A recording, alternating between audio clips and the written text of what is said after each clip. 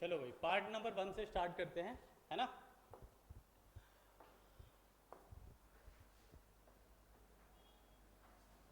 Part number 1 यानी भाग 1। Constitution में कितने भाग हैं? संविधान में कितने भाग हैं बताओ भाई।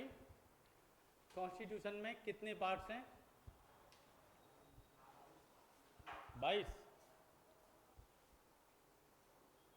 गजब भाई।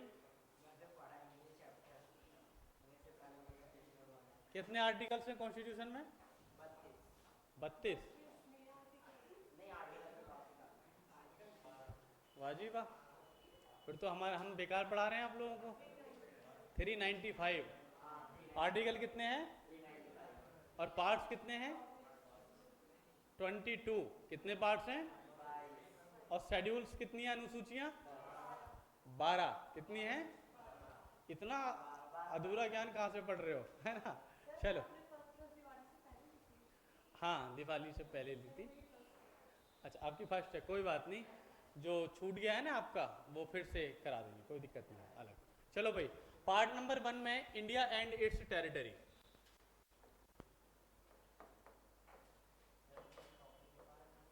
इंडिया एंड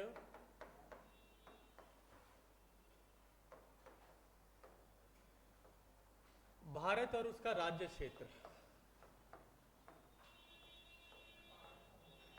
भारत तथा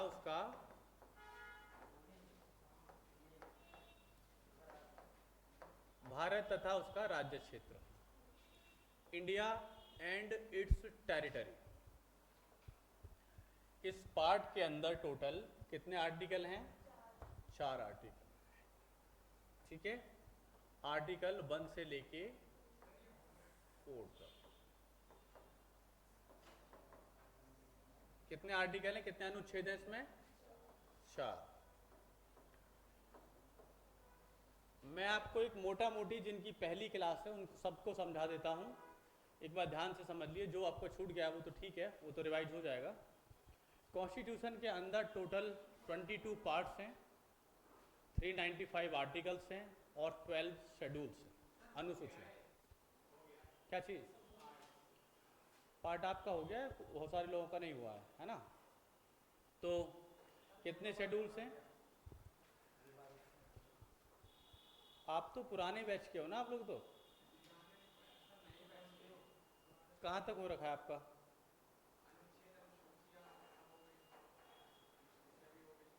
पार्ट 1 हो गया? पार्ट 1 हो गया क्या? दिखाओ जरा।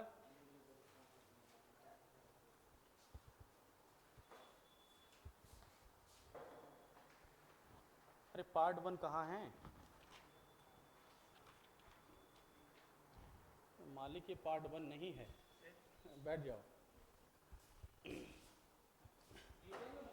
ठीक है, भारत और उसके राज्य क्षेत्र, इंडिया एंड इट्स टेरिटरी के बारे में पढ़ते हैं। सबसे पहले 1 से लेकर 4 आर्टिकल्स हैं इसमें। मैं आपको थोड़ा सा एक आइडिया बता देता हूं कि कॉन्स्टिट्यूशन को कैसे लिखा गया है, उसके बाद आपको सारी चीज़ें क्लियर हो जाएंगी। ठीक, कुछ इस तरीके से आपको समझना है। कॉन्स्टिट्यूशन एक बुक है।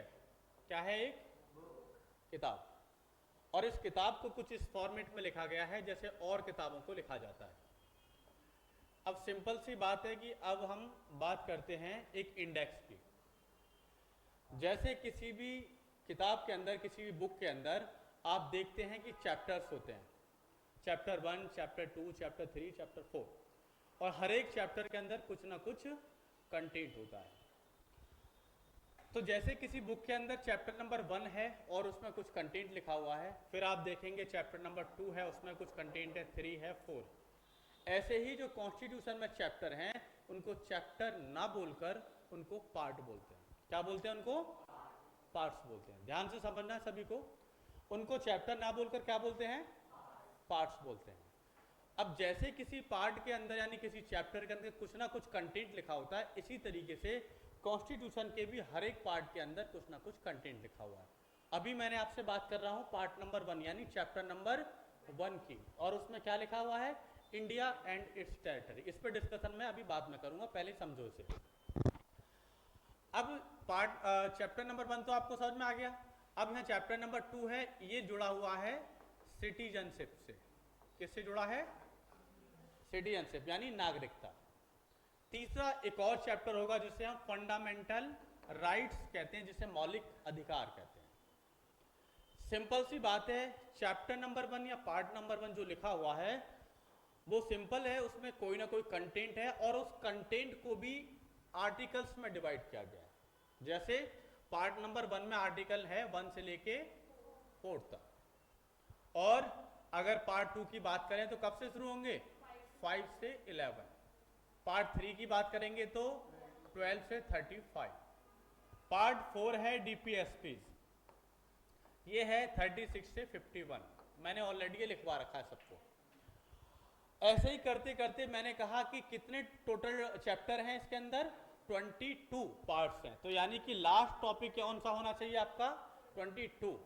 और 22 जब हमारा पार्ट यानी लास्ट पार्ट या चैप्टर खत्म होगा तो उसके अंदर आर्टिकल्स भी खत्म होंगे। कितने आर्टिकल्स खत्म हो जाएंगे? 395। क्लियर है सभी को? यानी ये चैप्टर वाइज है, इसमें कुछ ना कुछ कंटेंट है और कुछ ना कुछ आर्टिकल्स इसमें शामिल किए गए हैं। क्लियर है? अब ये जो पार्ट नंबर है इनके क्या टाइटल्स है ये ऑलरेडी मैं लिखवा चुका हूँ। ये सारी चीजें पार्ट शेड्यूल से सब लिखवा दिया। अब हम मूल कॉन्स्टिट्यूशन को पढ़ रहे हैं, यानी पार्ट नंबर 1 से पढ़ना स्टार्ट कर रहे हैं। क्लियर सभी को? चलो, पार्ट नंबर 1 के अंदर 4 आर्टिकल हैं, जैसा कि ऑलरेडी आप जानते हैं। पार्ट नंबर 1 में 1 से लेकर 4 तक आर्टिकल शामिल किए गए हैं। हर एक आर्टिकल में अलग अलग बात कही गई है, वो थोड़ा सा समझ लेते हैं। तो कॉन्स्टिट्यूशन है इंडिया का, तो बात हम इंडिया की ही करेंगे। और इस पार्ट के अंदर भी क्या लिखा हुआ है? पढ़ो। भारत और उसका, ये पार्ट बताता है कि इंडिया है क्या, इंडिया किसे कहते हैं, इस पार्ट के अंदर आपको समझाया गया है। तो पार्ट नंबर 1 जब हम पढ़ रहे हैं तो इंडिया के बारे में समझने की कोशिश करेंगे। ठीक, चलो अब इस पार्ट नंबर 1 का सबसे पहले पढ़ते हैं हम आर्टिकल नंबर 1। क्या पढ़ते हैं हम? आर्टिकल नंबर 1 पढ़ते हैं। चलो,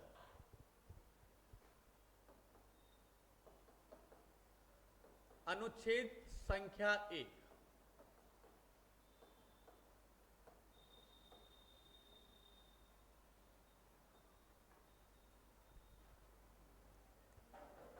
क्या कहता है ये? State that India, that is Bharat,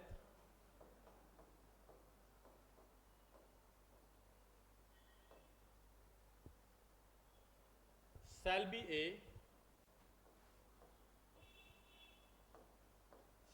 a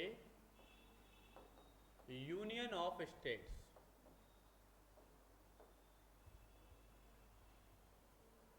राज्य जो इंडिया है, राज्य जो इंडिया है, जो कि भारत है,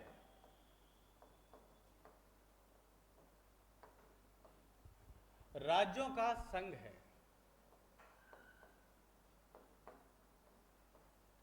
राज्यों का संघ है।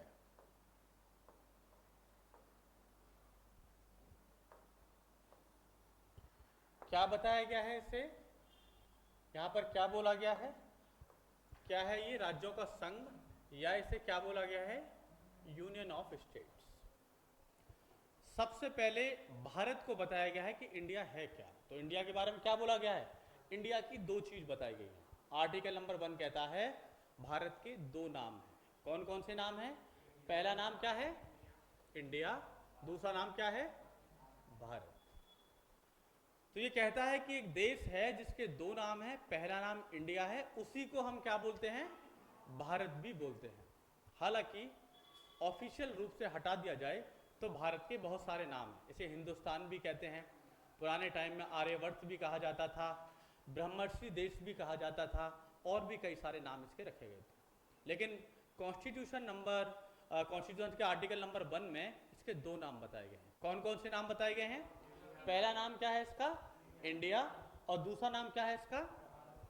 भारत।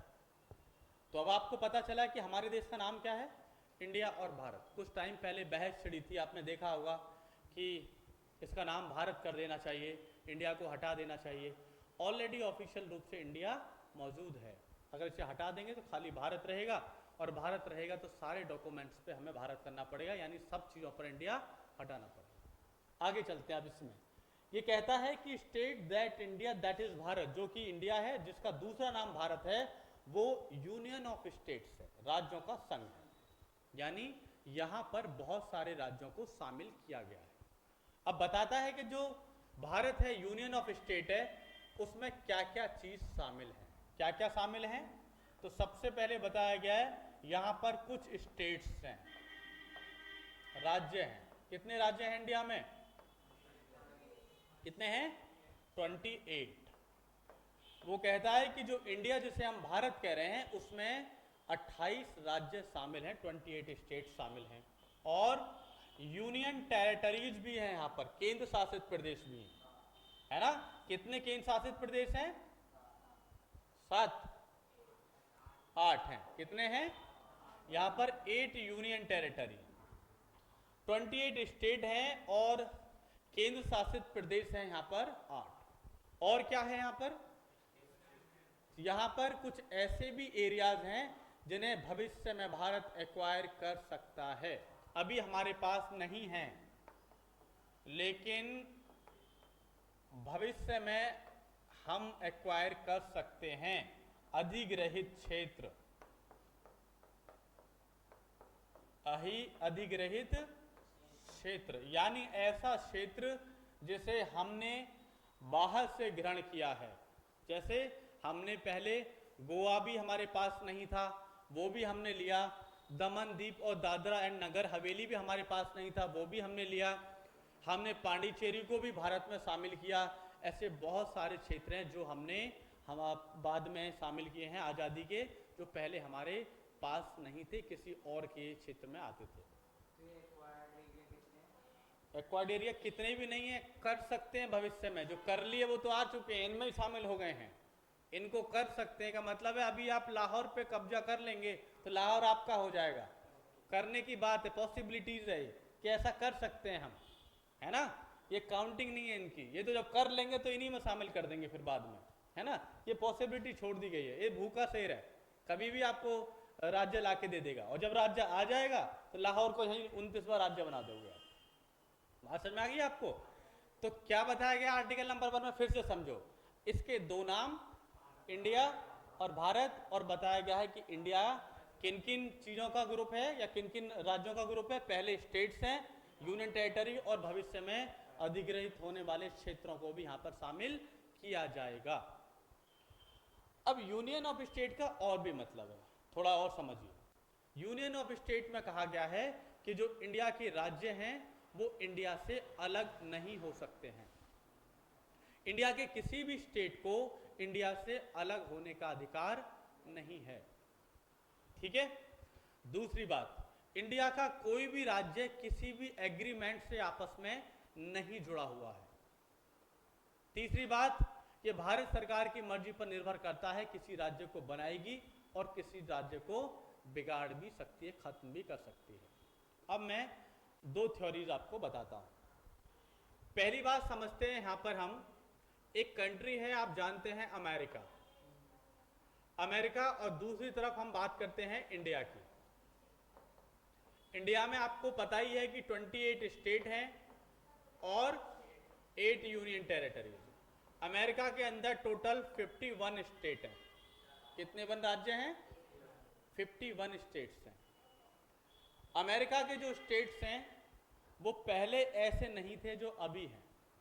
अमेरिका के स्टेट अलग अलग हुआ करते थे, उन सभी राज्यों ने एक समझौता किया, एक एग्रीमेंट किया कि हम एक साथ मिलकर एक यूनियन का निर्माण करेंगे। सारे देश आपस में मिल गए, और सारे राज्य स्टेट्स आपस में मिल गए, और उन्होंने एक यूनियन का निर्माण किया, एक संघ का निर्माण किया, उसको कहा गया यूएसए। यूएसए की full form United state of, United state का मतलब है संयुक्त राज्य अमेरिका, यानी राज्यों को यूनाइट करके, संयुक्त करके एक अमेरिका का निर्माण किया गया। ठीक है बात। अब यूएसए के जो 51 स्टेट्स हैं, अगर ये चाहते हैं यूएसए से अलग होना, तो ये स्टेट यूएसए से अलग हो सकते हैं। कुछ बात समझ में आ रही है? ये क्या हो सकते हैं? अलग हो सकते हैं। यूएसए से के बहुत सारे स्टेट हैं, न्यूयॉर्क, न्यू जर्सी, वॉशिंगटन, अगर ये चाहते हैं, टेक्सास, अगर ये चाहते हैं तो ये अलग हो सकते हैं। बट इंडिया का कोई भी स्टेट किसी एग्रीमेंट से आपस में जुड़ा हुआ नहीं है। अमेरिकन गवर्नमेंट इन राज्यों में परिवर्तन नहीं कर सकती, इनको तोड़ मरोड़ या काट छांट नहीं कर सकती। लेकिन भारत के राज्य इस तरीके से नहीं बने। भारत के राज्य कोई समझौते से नहीं बने हैं। भारत का कोई भी राज्य भारत से अलग होने की बात कर ही नहीं सकता। समझ रहे हैं? हाँ बिल्कुल होगा, अगर अलग होना चाहता है तो कंट्री कंसिडर हो जाएगा वो, सिंपल। लेकिन भारत का कोई भी राज्य भारत से अलग नहीं हो सकता। इसका मतलब क्या हुआ? अगर पंजाब कल को कहने लगे कि नहीं, हम भारत के कॉन्स्टिट्यूशन को नहीं मानते, हम तो अलग रहेंगे, तो क्या ऐसा पंजाब कर सकता है? कर सकता है कि नहीं? नहीं कर सकता। पंजाब भारत से अलग नहीं हो सकता। कल को जम्मू कश्मीर ये बोलने लगे, पहले से बोलता चला आ रहा है कि हम तो अलग देश चाहिए, तो क्या जम्मू कश्मीर को हम दे देंगे, छोड़ देंगे? नहीं, क्योंकि हम अलग नहीं कर सकते। दूसरी बात, कोई भी राज्य समझौते से नहीं जुड़ा हुआ है, यानी कि अपनी मर्जी से नहीं बना हुआ है। किसकी मर्जी पर निर्भर करता है? सेंट्रल गवर्नमेंट यानी पार्लियामेंट की मर्जी पर निर्भर करता है। अगर सरकार चाहती है तो कोई राज्य बना भी सकती है और उस राज्य को खत्म भी कर सकती है। आंध्र प्रदेश राज्य से नया राज्य काट दिया, तेलंगाना बना दिया। जम्मू कश्मीर के 2 टुकड़े कर दिए, उसे यूनियन टेरिटरी में कन्वर्ट कर दिया, जम्मू कश्मीर और लद्दाख में। ये किसकी मर्जी पर निर्भर करता है? समझ में आ रही है आपको बातें? यूपी, उत्तर प्रदेश, पहले उत्तराखंड उसमें शामिल हुआ करता था, सन 2000 में उससे काट के उत्तराखंड बना दिया। किसकी मर्जी पर? पार्लियामेंट की मर्जी पर। सरकार जब चाहे ऐसा कर सकती है।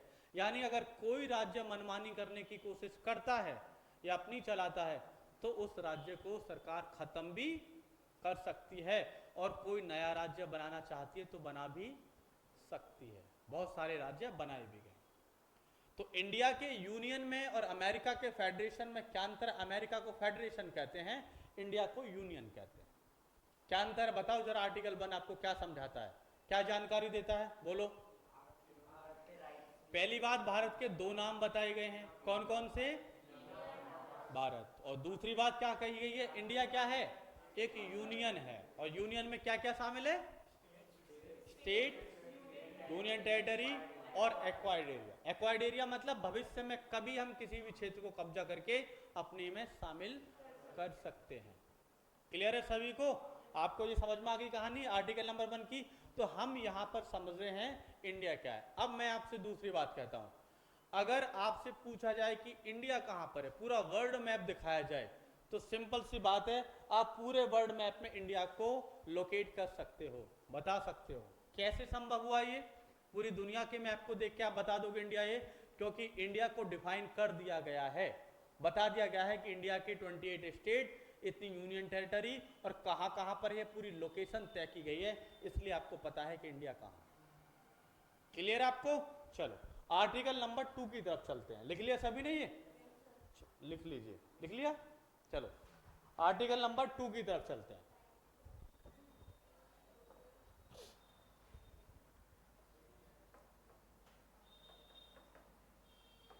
Article number 2, admission and establishment of new state. Admission and establishment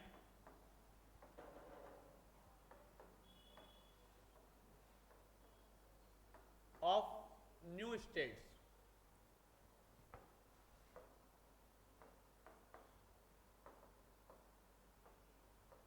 नए राज्यों का प्रवेश तथा स्थापना। नए राज्यों का प्रवेश तथा स्थापना।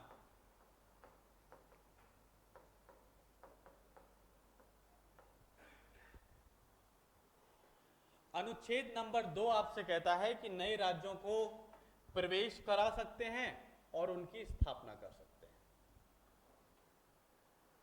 ठीक है, कौन से नए राज्य? वो नए राज्य जो भारत का पार्ट नहीं है, वो क्षेत्र जो इंडिया के अंडर में ऑलरेडी नहीं आते हैं, वो क्षेत्र जो भारत भविष्य में उनको एक्वायर करेगा, उनको यहाँ पर शामिल कर सकता है, नए स्टेट का दर्जा दे सकता है। जैसे एग्जाम्पल के रूप में हमने किसी संधि से, किसी ट्रीटी के माध्यम से या किसी एग्रीमेंट से किसी भी कंट्री के किसी भी क्षेत्र को अगर अपने आप में शामिल किया तो वो हमारा एक नया राज्य माना जाएगा। उस राज्य का हम क्या कराएंगे? एडमिशन कराएंगे, यानी उसको भारत के संघ में, भारत के यूनियन में प्रवेश कराने का काम करेंगे। कौन कौन सी कंट्री हो सकती हैं जिनके क्षेत्रों को हम ऐसा कर सकते हैं? जैसे सिंपल सी बात है, जो इंडियन टेरिटरी से टच करती हैं, इंडिया की बाउंड्री से टच करती हैं, उन्हीं को तो ले सकते हैं मैक्सिमम हम। कौन सा देश हो गया? जैसे नेपाल भी हमारे पास आता है लगभग। चाइना से भी छीन सकते हैं?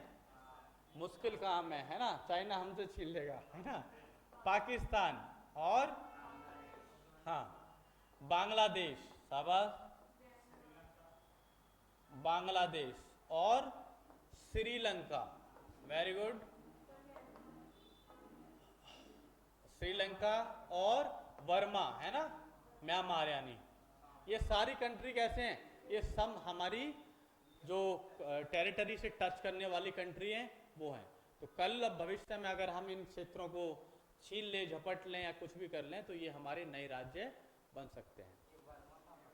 हाँ, म्यांमार को बर्मा कहते हैं, है ना। कहाँ पड़ता है?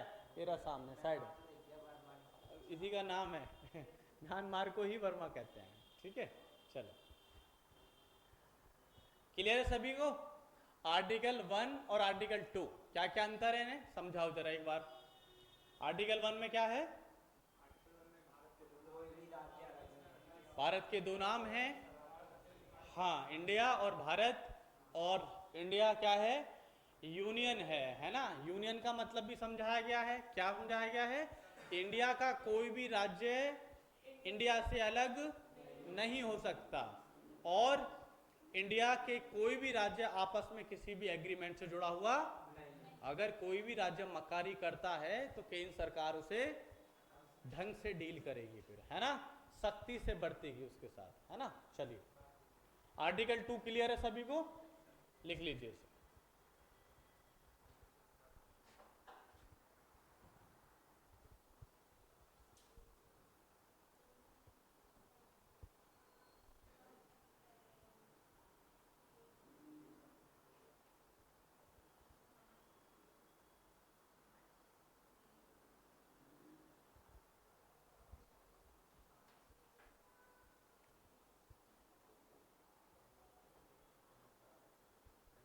साथ के साथ चीज़ों को रिवाइज करते चलेंगे। किसी को कुछ भी अलग से पढ़ने की आवश्यकता नहीं है। जितना भी कंटेंट मैं आपको पढ़ा रहा हूँ या पढ़ाऊँगा, उससे बाहर किसी को कुछ पढ़ने की ज़रूरत नहीं है। सिर्फ इसी कंटेंट को बार बार रिवाइज करना है, और जितनी टाइम आप रिवाइज करोगे उतना ही आप बेहतर बनोगे।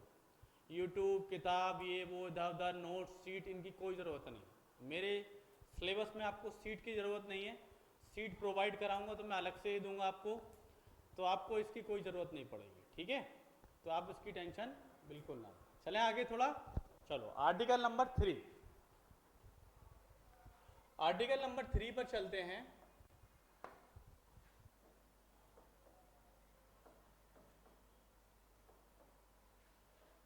अनुच्छेद संख्या 3 पर चलते हैं। Formation of new states. Formation of new states, नए राज्यों का गठन। नए राज्यों का गठन।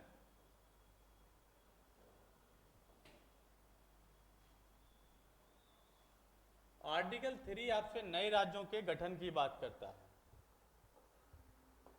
कौन से नए राज्य? आर्टिकल 2 में हमने अभी पढ़ा था कि जो राज्य भारत का पार्ट नहीं है उनको हम भारत के संघ में, इंडियन यूनियन में शामिल कर सकते हैं।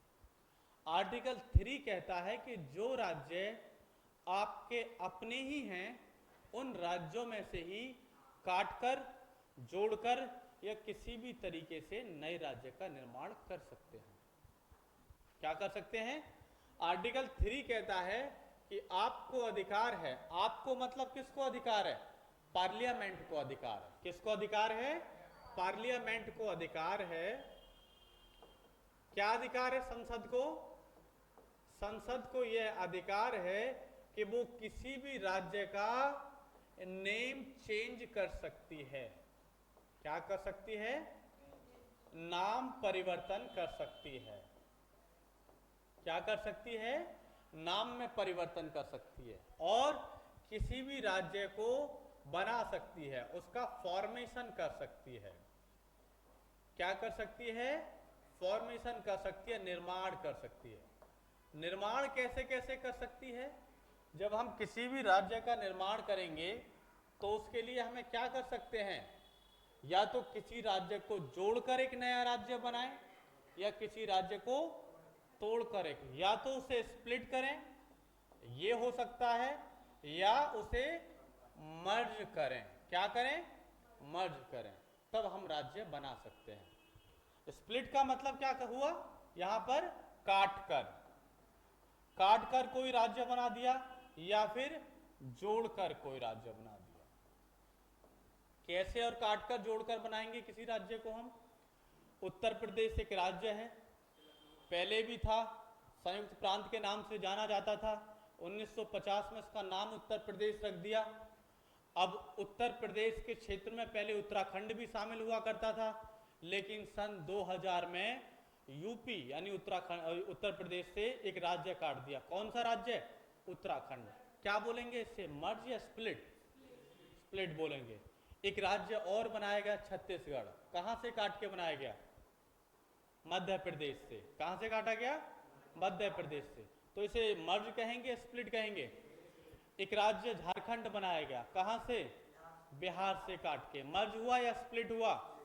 यानी स्प्लिट किया गया, यानी कई राज्यों को स्प्लिट करके भी और मर्ज करके भी एक नए राज्य का निर्माण कर सकते हैं। अब मैं आपको हैं मर्ज किया गया है। अभी यूनियन टेरिटरी दादरा और नगर हवेली और दमन दीप को मर्ज कर दिया गया और एक नया जो यूनियन टेरिटरी उसमें कन्वर्ट कर दिया गया है। तेलंगाना को काटा गया है आंध्र प्रदेश से, है ना, वो मर्ज नहीं हुआ है। तो हाँ, स्प्लिट हुआ है, वो स्प्लिट किया गया है। मर्ज आंध्र प्रदेश और दादरा नगर हवेली और दमन और दीप को आपस में जोड़कर एक यूनियन टेरिटरी में कन्वर्ट किया गया। तो मर्ज भी कर सकते हैं और इनको स्प्लिट भी कर सकते हैं नए राज्य। और पावर किसके पास है? ये पार्लियामेंट के पास है। आपसे पूछा जाएगा नए राज्यों का निर्माण करने की शक्ति किसके पास है? तो पार्लियामेंट के पास है, वो ऐसा कर सकती है। अब यहाँ पे थोड़ी सी कंडीशन को भी समझ लीजिए। कैसे? मैंने आपको एग्जाम्पल के रूप में बताया कि एक राज्य है जिसे हम उत्तर प्रदेश कहते हैं। कौन सा राज्य है ये? उत्तर प्रदेश एक राज्य है। और इससे सटा हुआ एक और राज्य है जो बिहार है, मान लीजिए, ठीक है। ये यूपी है और ये बिहार है। अब सरकार को लगता है कि यूपी का क्षेत्र बहुत बड़ा है और बिहार भी काफी बड़ा है, तो क्या करें? हम ऐसा भी कर सकते हैं कि कुछ क्षेत्र यूपी का ले लें और कुछ क्षेत्र, ऐसे भी एक राज्य बनाया जा सकता है। ये भी पॉसिबिलिटी है कि यूपी जो है, खाली यूपी, इसके ही क्षेत्र को कन्वर्ट कर दिया। एक क्षेत्र ऊपर जिसे पश्चिमी उत्तर प्रदेश कहते हैं और जो पूर्वी उत्तर प्रदेश है उसको अलग कर दिया जाए। उत्तर प्रदेश के भी अलग अलग क्षेत्रों को, बुंदेलखंड को अलग किया जा सकता है, अवध प्रदेश को अलग किया जा सकता है, ऐसा करके, यानी पूर्वांचल को अलग किया जा सकता है, ऐसा करके उसके भी अलग कर सकते हैं। तो मर्ज करके भी, दो राज्यों को आपस में मिला के भी, उनकी बाउंड्री चेंज करके भी राज्यों का निर्माण किया जा सकता है। और नाम परिवर्तन की बात की है हमने, राज्यों के नाम भी परिवर्तन कर सकते हैं। बताओ कौन से राज्य हैं जिनके नाम परिवर्तित किए गए हैं? इलाहाबाद राज्य नहीं है जी, शहर है। हम राज्यों की बात कर रहे हैं। इलाहाबाद योगी जी की थ्योरी पे जाइए, उन्होंने तो बहुत सारे शहरों के नाम बदले। हम स्टेट की बात कर रहे हैं। पहले उड़ीसा हुआ करता था, अब ओडिशा होता है 2006। उत्तराखंड जो अभी आप उत्तराखंड देख रहे हैं, पहले 2000 में जब अलग हुआ उसे उत्तरांचल कहते थे। 2006 में क्या बन गया? उत्तराखंड बन गया। 1973 के आसपास पहले एक राज्य हुआ करता था मद्रास, मद्रास का नाम चेंज कर दिया गया, उसे तमिलनाडु कहते हैं। पहले एक राज्य हुआ करता था मैसूर, जहां टीपू सुल्तान और हैदर अली का शासन हुआ करता था। उस राज्य का नाम परिवर्तित कर दिया, उसे कर्नाटका कहते हैं। बात समझ में आ रही है आपको? तो ये राज्यों के क्या कर दिए गए हैं? नाम परिवर्तित कर दिए गए हैं। तो पार्लियामेंट किसी राज्य का नाम भी परिवर्तन कर सकती है और पार्लियामेंट किसी नए राज्य का निर्माण भी कर सकती है। लेकिन ये नए राज्य कौन से हैं? जो ऑलरेडी इंडिया के ही स्टेट हैं, उन्हीं में से काट छांट के नए राज्यों का निर्माण कर रहे हैं। किस चीज से?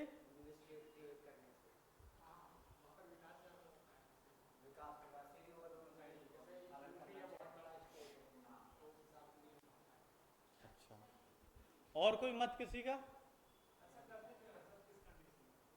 राज्यों को अलग क्यों करते हैं? ओके, और कोई सवाल है यहां से जुड़ा हुआ इससे? साधारण से समझिए, पहली कंडीशन राज्यों को अलग करने की होती है प्रशासन की व्यवस्था, एडमिनिस्ट्रेशन और डेवलपमेंट। साफ बात यह है, जो राज्य ज़्यादा बड़े होते हैं उनके लिए एडमिनिस्ट्रेशन हमेशा प्रॉब्लम रहती है। क्यों? क्योंकि पुलिस प्रशासन व्यवस्थाएं ये मेंटेन करना थोड़ा मुश्किल हो जाता है। क्यों हो जाता है? अगर उत्तर प्रदेश एक बड़ा राज्य है, योगी जी बैठते हैं कहाँ पर? लखनऊ में, सचिवालय है, सेक्रेटरीट है वहाँ पे, और उत्तर प्रदेश यहाँ मेरठ, सहारनपुर वहाँ तक जाता है, उधर जाओगे तो बलिया तक, गोरखपुर तक चलता है। इतना बड़े को मेंटेन करना थोड़ा मुश्किल। और डेवलपमेंट की बात है, रिसोर्सेज कहीं पर ज़्यादा हैं, कहीं पर कम है। सरकार प्रॉपर तरीके से उन पर काम नहीं कर पाती और फोकस नहीं कर पाती। पहला नज़रिया तो ये है। डेवलपमेंट की बात भी है, जैसे झारखंड को इसलिए अलग किया गया, झारखंड कहता था कि सारी माइंस तो झारखंड के अंदर है और उनको लूट लेता है बिहार के इस क्षेत्र वाले लोग, तो हमको अलग चाहिए क्योंकि हम माइंस वाले लोग हैं, हमारे पास प्रॉपर्टी बहुत है, हमको तो अलग कर दो, इसलिए अलग कर दिया गया। उत्तराखंड भी यही कहता था, वो कहता था कि यूपी वाले हमें लूट लेते हैं, हम पहाड़ी राज्य शांत प्रिय हैं, ये तो दंगाई लोग हैं, हमको भी अलग कर दो, उन्हें अलग कर दिया गया। बहुत सारी प्रॉब्लम्स है, बट सॉल्यूशन कई हो सकते हैं। खाली अलग कर देना राज्यों को, ये भी कोई तरीका नहीं है। बहुत सारे लोगों पे छोटे राज्य भी नहीं चलते हैं, है ना? बहुत सारे ऐसे लोग आते हैं कि छोटे राज्यों को भी मेंटेन नहीं कर पाते, और बहुत सारे लोग ऐसे होते हैं जो बड़े राज्यों को भी आराम से मेंटेन कर सकते हैं। लेकिन कुछ राज्यों को कन्वर्ट करने के पीछे सिक्योरिटी रीजन भी होते हैं। जैसे जम्मू एंड कश्मीर को अभी यूनियन टेरिटरी में कन्वर्ट किया गया। पहले राज्य हुआ करता था, पॉलिटिकल सिस्टम वहाँ काम करता था, वहीं पे कई सारे लोगों की सरकारें हुआ करती थी और वो पाकिस्तानी पोषित आतंकवाद को समर्थन करते थे। कई बार वो आतंकवादी संगठनों को भी समर्थित करते थे। इसलिए सरकार ने सोचा कि पॉलिटिकल सिस्टम को ही खत्म कर लेते हैं, पहले उसे बना दिया यूनियन टेरिटरी। और यूनियन टेरिटरी का मतलब है वो किसके अंडर में काम करता है? केंद्र सरकार के अंडर में काम करता है। अब वहाँ पर सरकारी जो अलग पॉलिटिकल पार्टीज हैं वो अपनी मनमानी वहाँ पर नहीं कर सकती, केंद्र सरकार सीधा काम कर सकती है। बात समझ में आई आपको? इसलिए भी इन राज्यों का गठन किया जा सकता है। और भी बहुत सारे इसके रीजन्स होते हैं राज्यों को बनाने के, जैसे तेलंगाना को अलग किया गया है, बड़ा राज्य था, एडमिनिस्ट्रेशन की भी प्रॉब्लम थी वहाँ पे और डेवलपमेंट की भी प्रॉब्लम थी। क्लियर है सभी को राज्य बनाने के पीछे का रीजन क्या है? हमने 3 आर्टिकल पढ़े, कौन कौन से? आर्टिकल 1 फिर से पढ़ो, भारत के बारे में बता रहा है, और भारत के 2 नाम, इंडिया और भारत। इसके अलावा बताता है इंडिया यूनियन है राज्यों का, और यूनियन में कौन कौन शामिल है? 28 स्टेट, यूनियन टेरिटरी और एक्वायर्ड एरिया। क्या भारत के राज्य आपस में अलग हो सकते हैं? भारत से नहीं हो सकते। क्या किसी एग्रीमेंट से आपस में जुड़े हुए हैं? नहीं जुड़े हुए। आर्टिकल नंबर 2 क्या कहता है आपसे? Admission and establishment of new state, नए राज्यों का निर्माण करना है और स्थापना करना है, लेकिन वो राज्य कौन से होंगे? दूसरे देश के, यानी हमारे अपने नहीं है। आर्टिकल 3 क्या कहता है आपसे? हाँ, वो कहता है आपसे कि भारत के अंदर ही जो राज्य हैं उन्हीं को काट कर छांट कर नए राज्यों का निर्माण किया जा सकता है, और उसके नाम भी चेंज कर सकते हैं और नए राज्यों को बना भी सकते हैं। और इस पार्ट का लास्ट आर्टिकल बचता है आर्टिकल नंबर 4। चले आगे, लिख लिया सभी ने? चलिए, आर्टिकल नंबर 4,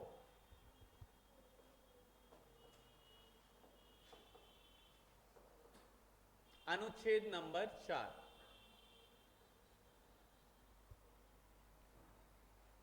आर्टिकल नंबर 4 की बात करते हैं। ये कहता है, सिंपल पहले समझ लीजिए, ये कहता है कि आपने 2 आर्टिकल पढ़े हैं। आर्टिकल नंबर 2 पढ़ा था और आपने आर्टिकल नंबर 3 पढ़ा था। ये 2 आर्टिकल पढ़े थे। आर्टिकल नंबर 2 में नए राज्य बन सकते हैं जो भारत का ऑलरेडी पार्ट नहीं है। ये पावर किसके पास है राज्य बनाने की? पार्लियामेंट के पास। आर्टिकल 3 के तहत भी नया राज्य बनाने की पावर किसके पास है? पार्लियामेंट के पास है।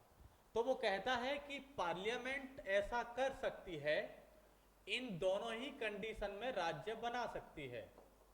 ये सारा काम कौन करेगी? पार्लियामेंट करेगी, यानी संसद करेगी। और आर्टिकल 4 में कहा गया है कि संसद को ऐसा करते समय संविधान में संशोधन की जरूरत नहीं है।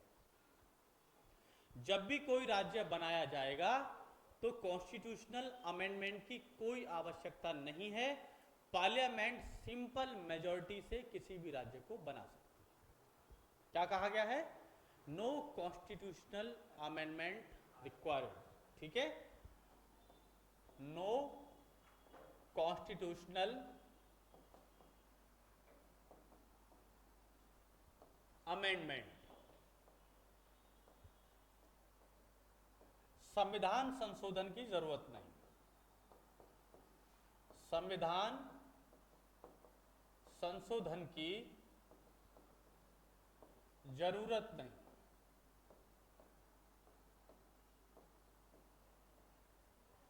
पहले समझो, लिखना बाद में, पहले एक बार फिर से समझो।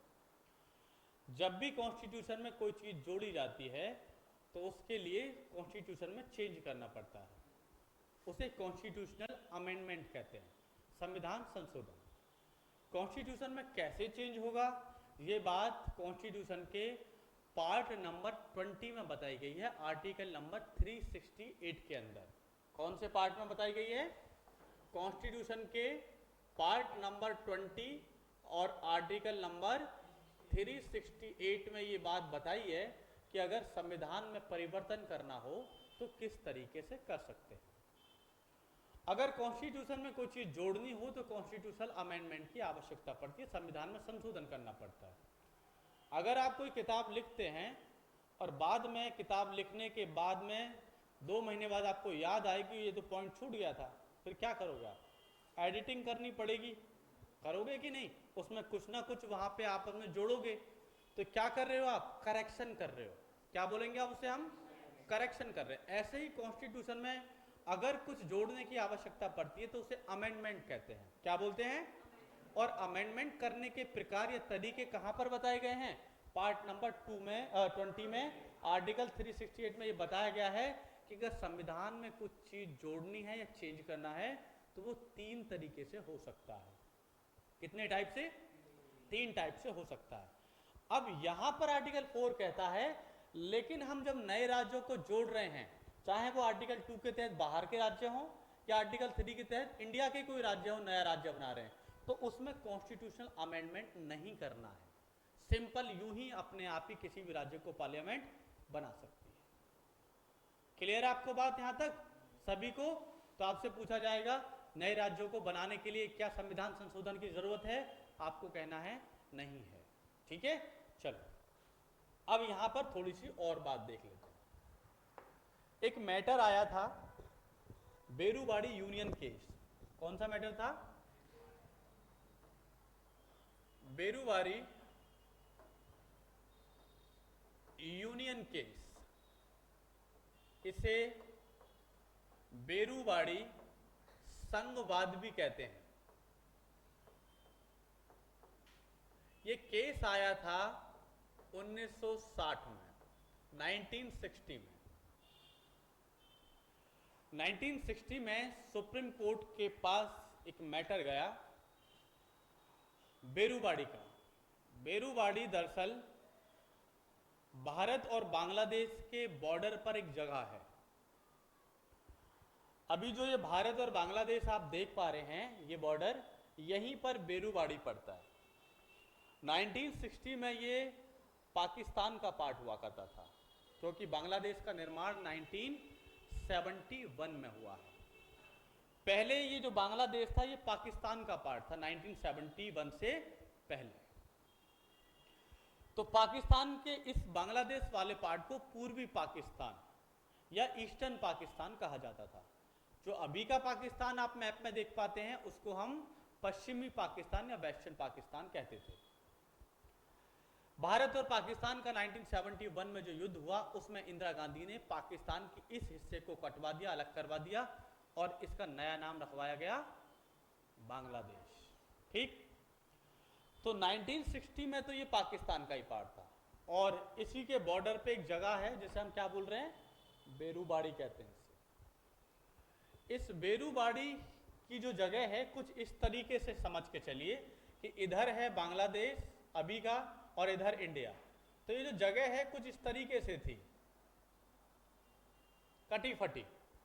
ये क्षेत्र इंडिया का है लेकिन किसके अंदर है, बांग्लादेश के। ये क्षेत्र बांग्लादेश का है लेकिन किसके अंदर एंट्री करता है, इंडिया में घुसा हुआ है। सरकारों ने तय किया, क्योंकि बंगाली लोग हैं, भाषा, रहन सहन, कल्चर सभी एक है, तो उन्होंने तय किया कि काम करते हैं 1960 में कि इस लाइन को सीधा कर देते हैं। जो एरिया यहां भारत का है और बांग्लादेश में पड़, यानी पाकिस्तान में पड़ता था उस समय पे, उसे इसी को दे देते हैं, यानी पाकिस्तान को दे देते हैं। और जो ये वाला क्षेत्र है ये पूर्वी पाकिस्तान का है, ये क्षेत्र इंडिया में आता है, इसे इंडिया रख लेता है। कोई प्रॉब्लम है इसमें? तो यहाँ पे रहने वाले लोग जो हैं वो इंडिया के, वो सब कहाँ चले जाएंगे, बांग्लादेश में चले जाएंगे, और ये वाले जो लोग हैं सारे वो कहाँ पर आ जाएंगे, इंडिया में आ जाएंगे। लाइन सीधी आ जाएगी तो प्रॉब्लम नहीं आएगी, एडमिनिस्ट्रेशन में, पॉलिटिकल सिस्टम में ठीक रहेगा, कोई प्रॉब्लम नहीं है यहाँ तक। तो ये मुद्दा गया सुप्रीम कोर्ट में। क्यों गया सुप्रीम कोर्ट में, उसके पीछे का रीजन समझो। हमने आर्टिकल 2 के अंदर पढ़ा था कि कोई क्षेत्र हम ले सकते हैं, कहां से, किसी भी कंट्री से, और उसको अपना राज्य बना सकते हैं। तो हमने ये वाला जो क्षेत्र है ये ले लिया, सॉरी ये वाला क्षेत्र हमने क्या किया, ये ले लिया। किससे, पूर्वी पाकिस्तान से, यानी अभी बांग्लादेश से। किससे कर लिया हमने, ये ले लिया। और इसके लिए हमने लिखा है कि कोई संविधान संशोधन की जरूरत नहीं है, पार्लियामेंट साधारण तरीके से ले सकती है। लेकिन सवाल तब खड़ा हुआ कि जब इस पार्ट को हमें पाकिस्तान को देना पड़ा, तब सवाल खड़ा हुआ कि हम ले तो सकते हैं, क्या अपने किसी पार्ट को किसी दूसरी कंट्री को सौंप भी सकते हैं, उसके लिए संविधान में संशोधन करने की कोई जरूरत नहीं है। तब सुप्रीम कोर्ट ने अपना डिसीजन दिया और कहा नहीं, आप बिना कॉन्स्टिट्यूशनल अमेंडमेंट के अपने किसी भी भाग को किसी दूसरी कंट्री को नहीं सौंप सकते। ले तो सकते हैं लेकिन दे नहीं सकते, क्योंकि हमें ये पार्ट देना पड़ा था। इसलिए हमने क्या किया, इसके लिए कॉन्स्टिट्यूशनल अमेंडमेंट किया और इसे हमने किसको सौंपा, इसे हमने पूर्वी पाकिस्तान यानी बांग्लादेश को सौंप दी। बेरूवाड़ी की समझ में आया क्या है? अब चारों आर्टिकल्स को एक बार रिवाइज करो, पूछूंगा सभी से एक एक करके इंडिविजुअल, क्या आपने समझा है। चलो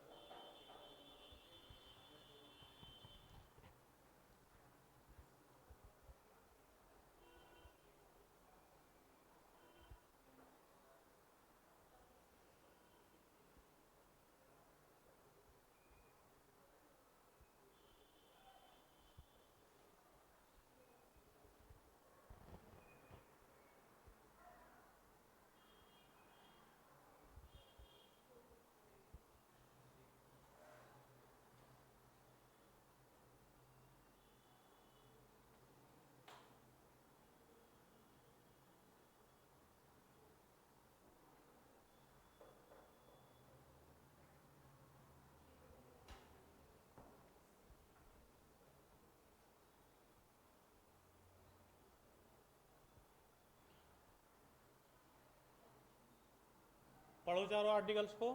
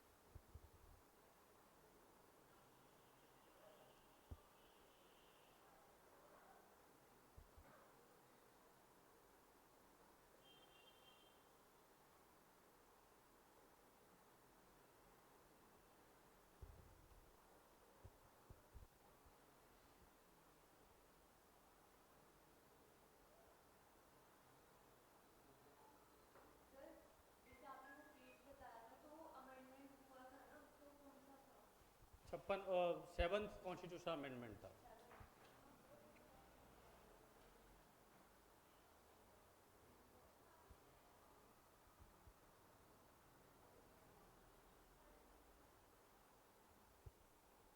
कर लिया रिवाइज? चलो आर्टिकल नंबर 4 बताओ आप। हाँ बोलो।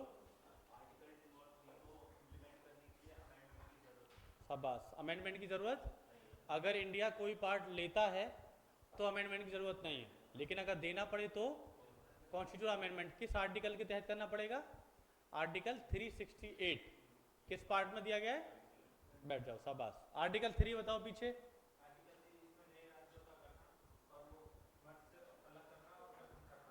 हाँ, नाम भी चेंज किया जा सकता है, राज्यों को फॉर्मेशन कर सकते हैं, चाहे राज्यों को स्प्लिट करके हो या मर्ज करके हो। शाबाश। आर्टिकल 2 बताइए आप।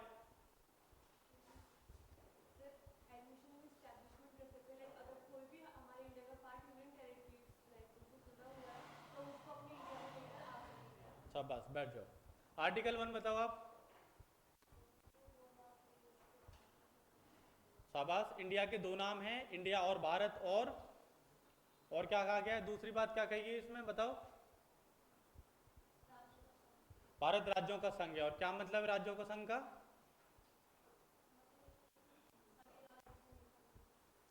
सभी राज्य के संघ का क्या मतलब है?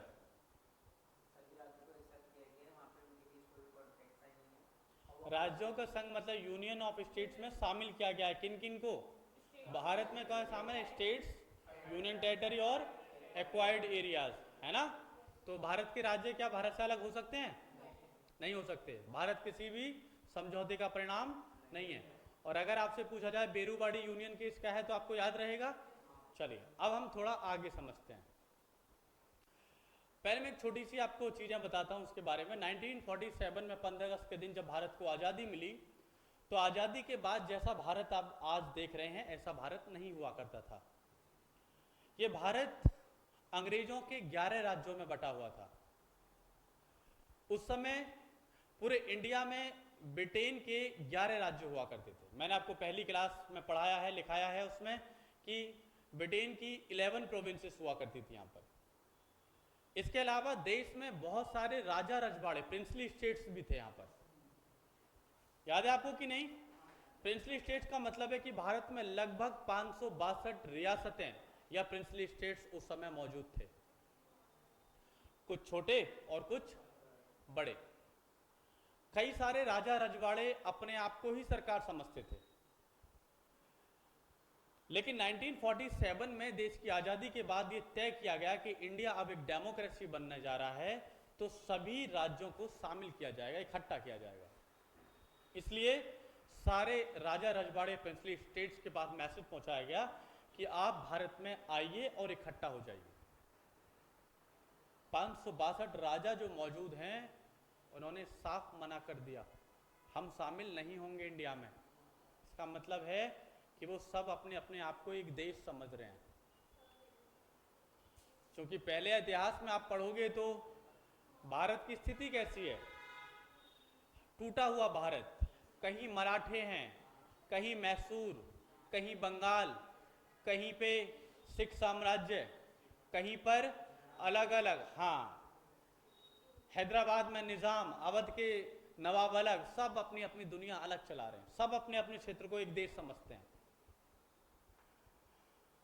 तो आज़ादी के बाद में तय किया गया कि इंटीग्रेटेड इंडिया बनेगा। अब भारत को इकट्ठा किया जा रहा है, तो राजा रजवाड़ों की कोई जगह नहीं है, अब इनको भारत के राज्यों में शामिल करना है।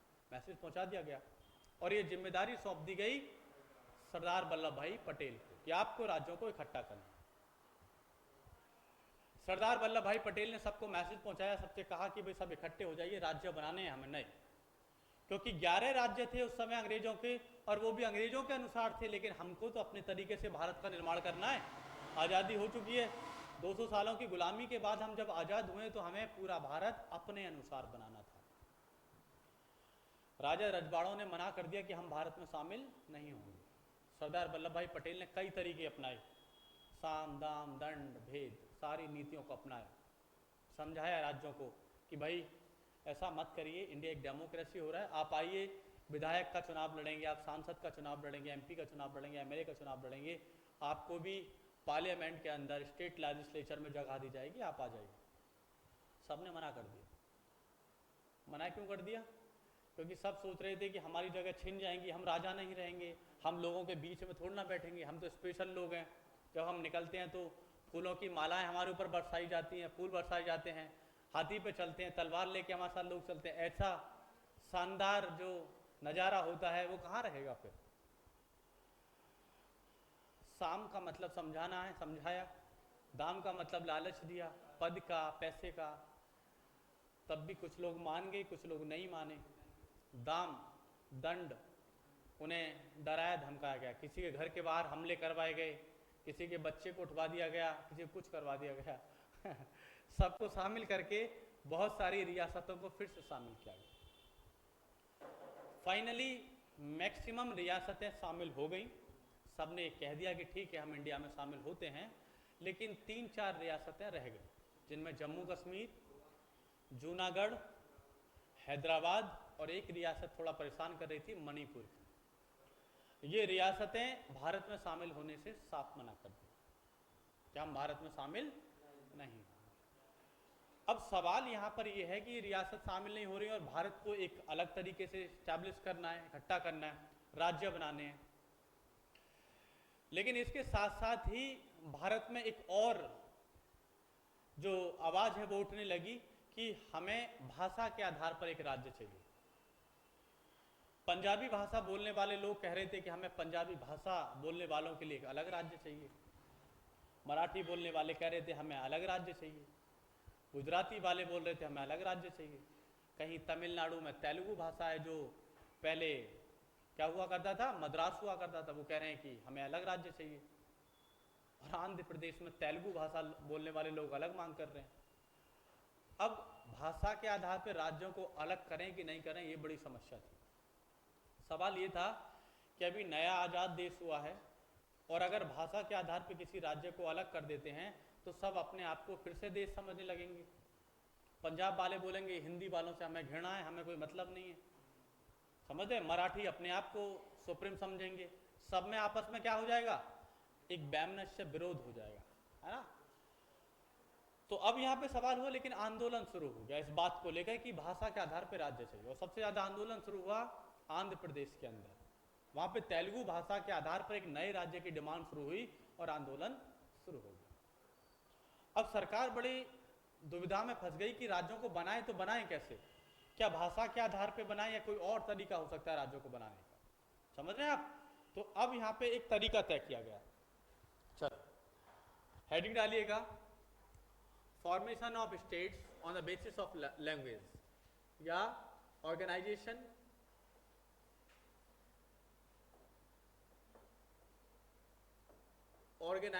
of states on the basis of language।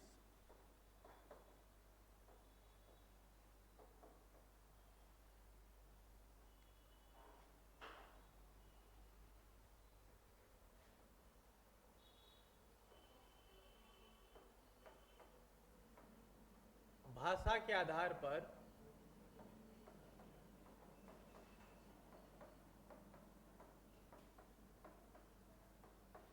राज्यों का गठन। यह हम समझना है कि क्या भाषा के आधार पर राज्यों का गठन किया जा सकता है कि नहीं किया जा सकता। सरकार ने एक डिसीजन लिया, जब आंदोलन ज़्यादा बढ़ रहा था, ज़्यादा मांग हो रही थी, एक कमीशन बनाया जाए। कमीशन इसलिए बनाया जाए, ये चेक करने के लिए पूरे इंडिया में घूमेगा, देखेगा क्या भाषा के आधार पर राज्य बनाए जा सकते हैं कि नहीं बनाए जा सकते। एक कमीशन बनाया गया, लिंग्विस्टिक प्रोविंशियल कमीशन। कौन सा? Linguistic provincial commission.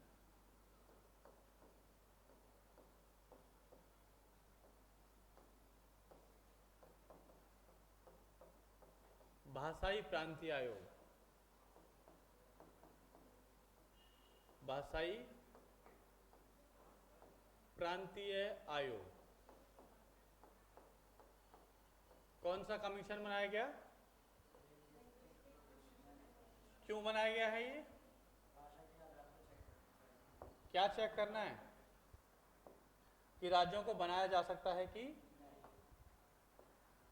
ये बनाया गया 1948 में, और इसके एक अध्यक्ष बनाए गए, इसके एक हेड बनाए गए। इसके कौन बनाए गए? एक अध्यक्ष बनाए गए। कौन अध्यक्ष बनाए गए? आवाज नहीं भाई। जस्टिस एस के धर, न्यायमूर्ति एस के धर। आवाज नहीं। न्यायमूर्ति एस के धर इसके अध्यक्ष बनाए गए। और सवाल किया गया इनसे कि आपको ये बताना है कि क्या भारत में भाषा के आधार पर राज्य बन सकते हैं कि नहीं बन सकते।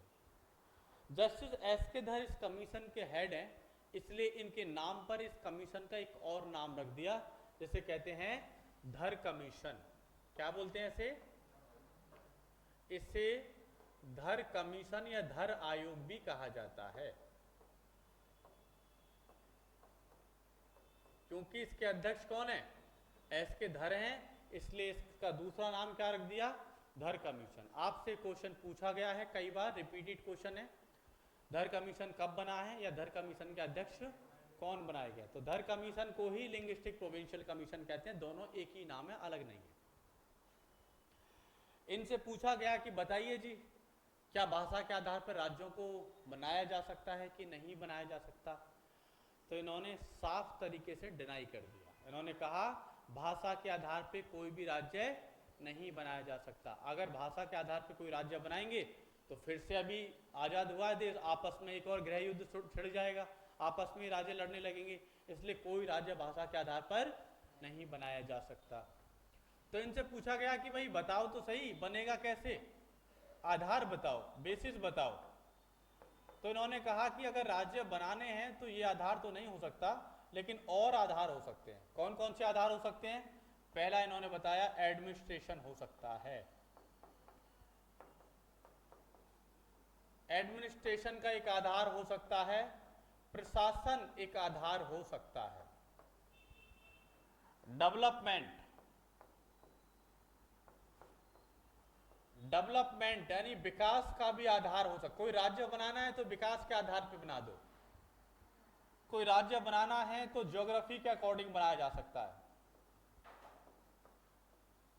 भूगोल के अनुसार, उसकी भौगोलिक कंडीशन को देखकर बनाया जा सकता है, और उसकी फाइनेंशियल कंडीशन को देख के, उसकी वित्तीय स्थिति को देख के, इन आधारों पर राज्य का निर्माण किया जा सकता है। कौन कौन से आधार? एडमिनिस्ट्रेशन का हो सकता है, डेवलपमेंट के आधार पर, ज्योग्राफी उसकी भौगोलिक स्थिति का है, पहाड़ी राज्य है, मैदानी राज्य है, प्लेटू वाला क्षेत्र है, पठार वाला क्षेत्र है, इन सबको देखकर कोई भी राज्य का निर्माण किया जा सकता है। और फाइनेंस यानी उसकी फाइनेंशियल कंडीशन को देखकर भी कोई राज्य बनाया जा सकता है। लेकिन किसके आधार पे नहीं बनाया जा सकता? लैंग्वेज के अकॉर्डिंग किसी भी राज्य का गठन नहीं किया जा सकता है। किसने बोला ये? धर कमीशन ने। जब धर कमीशन ने ये बात बोल दी तो अब आंदोलन और तेज हो गया कि भाई हम तो उम्मीद कर रहे थे कि कुछ अच्छा बोलेंगे और इन्होंने तो साफ मना कर दिया। अब क्या किया जाए? इसी वजह से जब इन्होंने मना कर दिया तो एक और कमेटी का गठन करना पड़ा सरकार को मजबूरी में, क्योंकि विद्रोह ज्यादा बढ़ गया। लिख लिया सभी ने ये? चलो, एक और कमेटी का गठन करना पड़ा सरकार को। सरकार ने एक और कमेटी बनाई 1949। एक और कमेटी बनाई, कौन सी? JBP committee. सरकार को डिसीजन लेना पड़ा जेबीपी कमेटी या जेबीपी समिति भी कह सकते हैं इसे बनाने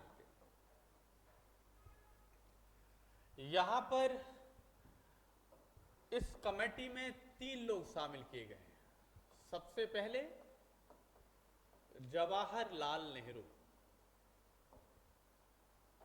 जवाहरलाल नेहरू को शामिल किया। बी वल्लभ भाई पटेल।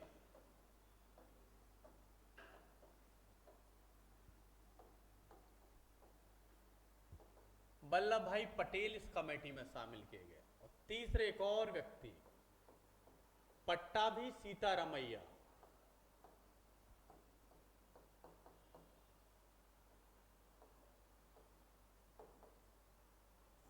कौन शामिल किए गए? पट्टाभी सीतारामैया।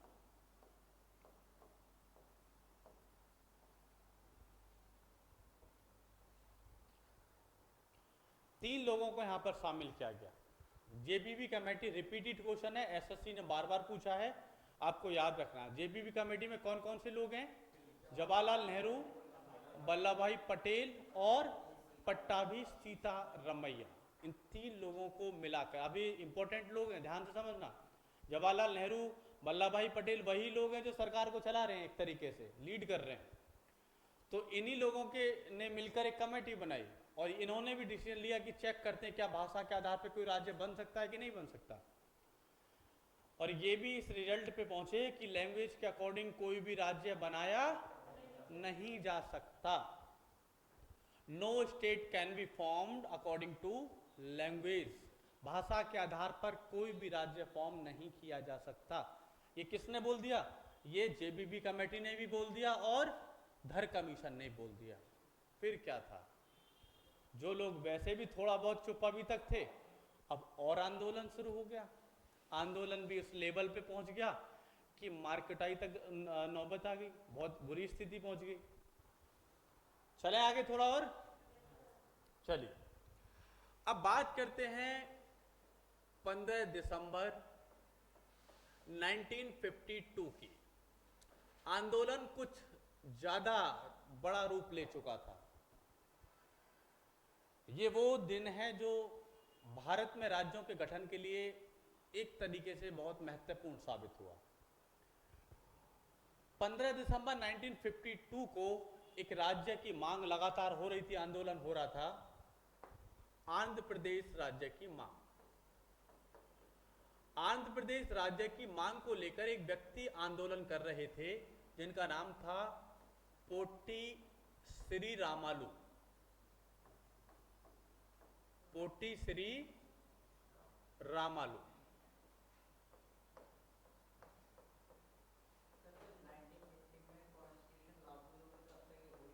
बिल्कुल, कॉन्स्टिट्यूशन लागू हो गया लेकिन राज्य नहीं बने ना। बहुत सारी व्यवस्थाएं संविधान के लागू होने के बाद हुई हैं। अभी भी तो राज्य बन रहे हैं, कभी 28 जाते हैं, कभी 29, कभी 26, अभी भी तो चल ही रहा है।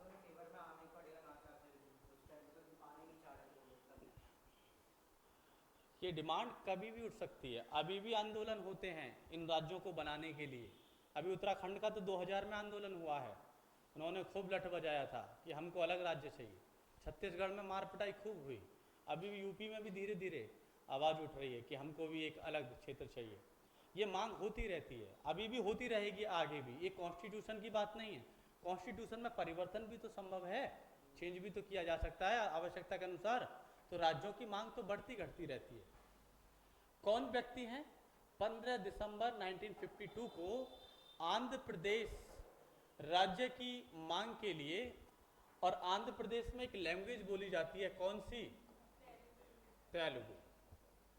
तो ये कहते थे कि तेलुगु भाषा के आधार पर हमें एक राज्य चाहिए। कौन कह रहे हैं ये बात? पोटी श्री रामालू। और इन्होंने क्या किया? पोटी श्री रामालू ने 56 दिन तक अनशन किया था, भूख हड़ताल। कितने डेज तक अनशन, भूख हड़ताल किया, आंदोलन किया? 56 डेज तक बिना खाना खाए ये बैठे रहे। और 15 दिसंबर 1952 को इनकी डेथ हो गई। पोटी श्री रामालू 56 दिनों 56 डेज की आंदोलन के बाद में इनकी डेथ हो गई। और जब इनकी डेथ हो गई, आफ्टर 56 डेज इनकी जब डेथ हो गई, इनकी मृत्यु हो गई, तो फिर क्या था? आंदोलन बड़ा रूप ले चुका था। अभी तक थोड़ा बहुत चल भी रहा था, बर्दाश्त में था, लेकिन अब हिंसात्मक हो गया। मार कुटाई चालू हो गई, बसों को जलाना शुरू कर दिया। वही जो आंदोलन में होता है, भयंकर आंदोलन हुआ। और सरकार को एक डिसीजन लेना पड़ा कि अब तो कुछ ना कुछ करना ही पड़ेगा, है ना? लिख लिया ये सभी ने? इसीलिए एक डिसीजन लिया गया। क्या डिसीजन लिया गया? 1 अक्टूबर 1953 को 1 अक्टूबर 1953 को एक नए राज्य का निर्माण किया गया। किस राज्य का? आंध्र प्रदेश का। किस लैंग्वेज के अकॉर्डिंग? तेलुगु भाषा के आधार पर पहला राज्य बन गया। यानी भाषा के आधार पर पहला राज्य का निर्माण कर दिया गया। कब? 1 अक्टूबर 1953 को। यानी सरकार को आंदोलनकारियों के सामने झुकना पड़ा और पहले राज्य का निर्माण करना पड़ा। ठीक है, लिख लीजिए।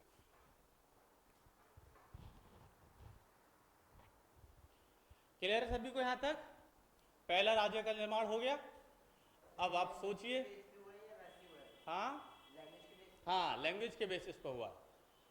पहले तो उन्होंने अलग अलग तरीके बताए थे, लेकिन जब इतना आंदोलन हुआ तो लैंग्वेज के बेसिस पर पहले राज्य का निर्माण तेलुगु भाषा के आधार पर करना पड़ा। ऐसा कोई एग्जाम नहीं है जिसमें ये क्वेश्चन नहीं पूछा गया है, याद रखना है। सबसे पहले पहला राज्य कौन सा बना है भाषा के आधार पर? इसकी डेट इंपॉर्टेंट है, बार बार पूछी गई है, आपको याद रखना है। 1 अक्टूबर 1953 को। और किस भाषा के आधार पर पहला राज्य बना, ये भी क्वेश्चन पूछा गया है, आपको याद रखना। तेलुगु भाषा के आधार पर पहला राज्य बना। अब सोचिए कि राज्य जब पहला बनी गया है तो और राज्य कैसे पीछे रह जाएंगे। उन्होंने भी कहा कि हमको राज्य चाहिए, वो भी लैंग्वेज के अकॉर्डिंग। आंदोलन और अलग अलग क्षेत्रों में भी होने लगे। सरकार को मजबूरी में डिसीजन लेने पड़े। इसलिए क्या करना पड़ा, ये लिख लिया सभी ने?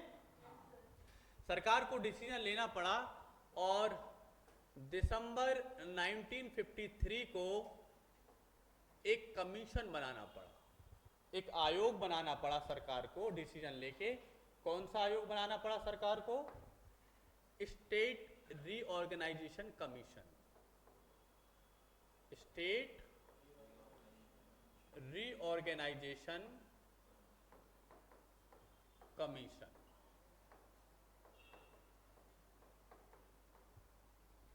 राज्य पुनर्गठन आयोग। राज्य पुनर्गठन आयोग।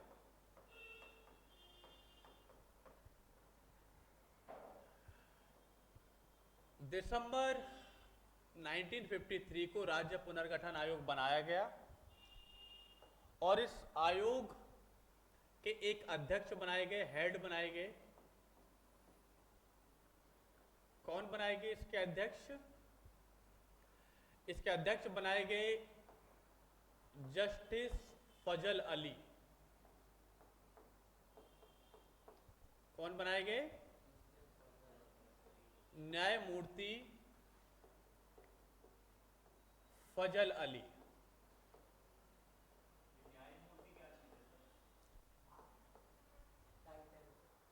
न्यायमूर्ति उन लोगों को कहते हैं जो कभी जज थे। तो जो जज रहते हैं ऑलरेडी किसी कोर्ट में रहे हैं, अगर उनको किसी कमीशन ने किसी का अध्यक्ष बनाया होता है तो न्यायमूर्ति। अभी भी जो हम जजों को न्यायमूर्ति ही कहते हैं, तो जज को हम जज साहब भी कह देते हैं कई बार, है ना, तो उनको न्यायमूर्ति भी कहा जाता है। ठीक है, इन्हीं को न्यायमूर्ति कह रहे हैं, या जज फजल अली भी लिख सकते हो आप, लेकिन साधारण भाषा में न्यायमूर्ति कहा जाता है। इस कमीशन में इन हेड के अलावा 2 लोगों को और शामिल किया गया। एक तो फजल अली इसके अध्यक्ष बन गए, और फजल अली के नाम पर ही इसका एक और नाम होना चाहिए। कौन सा बताइए? फजल अली कमीशन, फजल अली कमीशन। इसे फजल अली आयोग भी कहते हैं। दूसरा नाम क्या हो गया इसका? फजल अली आयोग भी इसे कहा जाता है। जैसे मैंने धर कमीशन को बताया था, उसका नाम क्या था ओरिजिनल? लिंग्विस्टिक प्रोविंशियल कमीशन, लेकिन उसे धर कमीशन कहते हैं। क्यों कहते हैं धर कमीशन? क्योंकि उसके हेड कौन थे? जस्टिस एस के धर। इसीलिए स्टेट रीऑर्गेनाइजेशन कमीशन को क्या बोलते हैं? इसको फजल अली कमीशन कहते हैं। क्यों कहते हैं? क्योंकि इसके हेड कौन है? जस्टिस फजल अली। फजल अली के अलावा इसमें 2 लोग और शामिल किए गए। नंबर 1 के एम पनिक्कर, के एम पनिक्कर,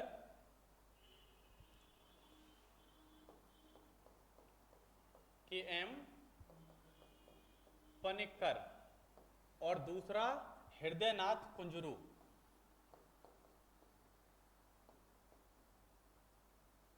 हृदयनाथ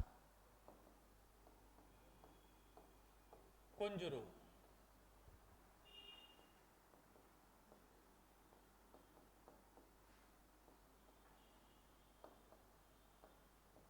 हृदयनाथ कुंजरू, इसके 2 मेंबर और शामिल किए गए। टोटल कितने मेंबर हो गए इस कमीशन में? 3 मेंबर। आपको याद रखने हैं, फजल अली कमीशन में कितने लोग हैं? 3 लोग हैं। पहले फजल अली, दूसरे के एम पनिक्कर और हृदयनाथ कुंजरू। इनसे पूछा गया कि बताओ भाई, भाषा के आधार पर क्या राज्य अब और बनाए जा सकते हैं कि या एक ही बना के छोड़ दिया जाए? इन्होंने भी अपना पूरा दिमाग लगाया, सर्च किया, घूमे फिरे, सारी चीजें की, और ये भी उस नतीजे पर पहुंचे, रिजल्ट पे पहुंचे। इन्होंने कहा जब एक बना ही दिया है तो प्रॉब्लम कहाँ है?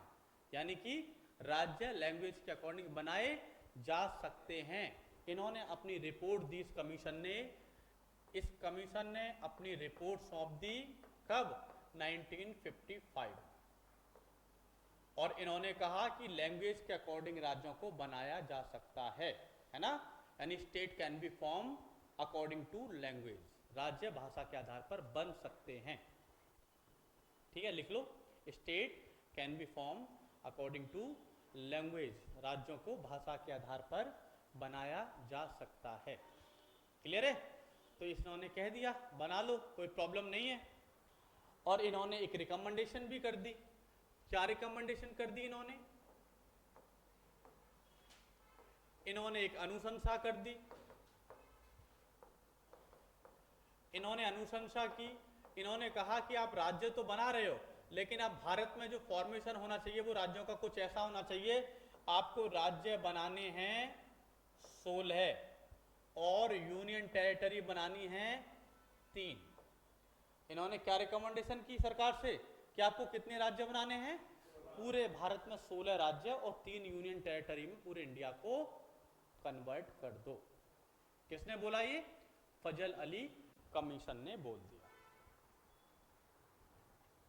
ठीक है भाई?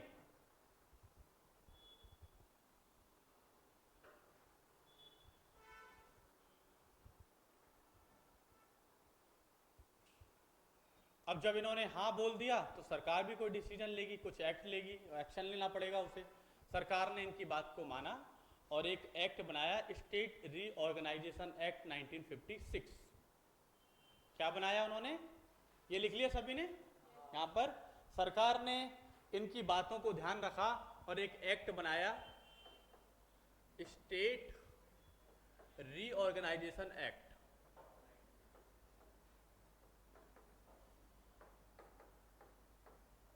एक्ट 1956, राज्य पुनर्गठन अधिनियम, राज्य पुनर्गठन अधिनियम 1956 बनाया और सरकार ने इसके अंदर टोटल 14 राज्य बनाए और 6 यूटीज बना दिए, केंद्र शासित प्रदेश बनाए। यानी फजल अली की बात को हुबहू सरकार ने नहीं माना, सरकार ने हुबहू इनकी बातों को नहीं माना और कितने राज्य बना दिए? टोटल 14 राज्य और 6 यूनियन टेरिटरी सरकार ने बना दी और खत्म हो गया खेल। इसका मतलब अब टोटल जितने भी राज्य बनाए गए भारत में 1956 में कितने राज्य बना दिए गए? 14 राज्य और 3 यूनियन टेरिटरी बना के सरकार ने काम कंप्लीट कर दिया। हाँ, 6 यूनियन टेरिटरी बना दी और 14